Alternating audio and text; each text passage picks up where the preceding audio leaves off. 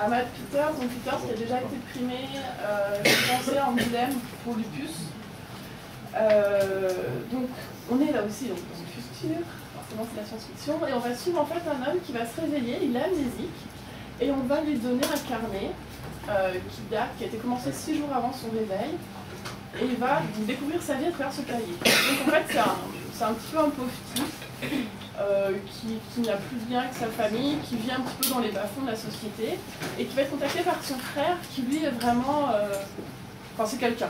Dans le monde où il est, c'est vraiment quelqu'un, et il va lui proposer de partir tous les deux, retrouver une mission de colon envoyée sur une planète lointaine pour récupérer des informations. Donc, a priori, ça paraît simple, mais on va se rendre compte qu'en fait, ça cache énormément de choses, et donc ce type un petit peu perdu va se rendre compte que le monde dans lequel il vit n'est pas si clair et pas si sain que ça. Donc voilà, donc c'est un retour à la SF très réussi pour Peters.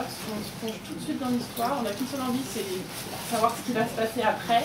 Et justement là, le petit bémol, c'est qu'en fait, il a confié lors d'une interview qu'il annonçait la série en étant en 4 tomes, sauf que tant qu'il aura envie de la continuer, il la continuera. Donc voilà, 4 tomes, ça peut être 12, 24, 32. C'est déjà un focus commun. Ouais, c'est très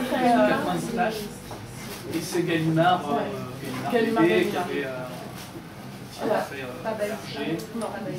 Si, c'est Bayou, c'est Bayou. Mais c'est pas la collection Bayou, qui est la collection petit format, là, et c'est vraiment là aussi un très réussi. Ouais, c'est très bien, enfin, c'est vraiment rythmé, on alterne des longues pages où il ne se passe pas grand chose, et des pages au contraire où il y a beaucoup de dialogue, beaucoup d'action, c'est pas mal d'ailleurs, ça s'alterne, c'est même faire des petites pauses, même pour soi, d'intégrer un petit peu ce qu'on vient de lire, sachant que pareil, comme c'est un univers science-fiction, bah, c'est pas le monde tel qu'on le connaît, donc voilà, il y a des notions à intégrer, et tout ça reste tout seul.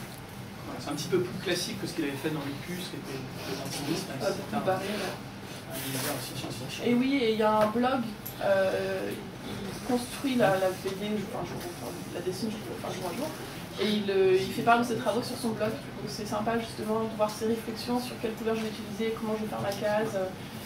Tiens, aujourd'hui j'ai lu tel roman de science-fiction, ça m'a inspiré, je vais m'en servir pour ma BD à tel moment.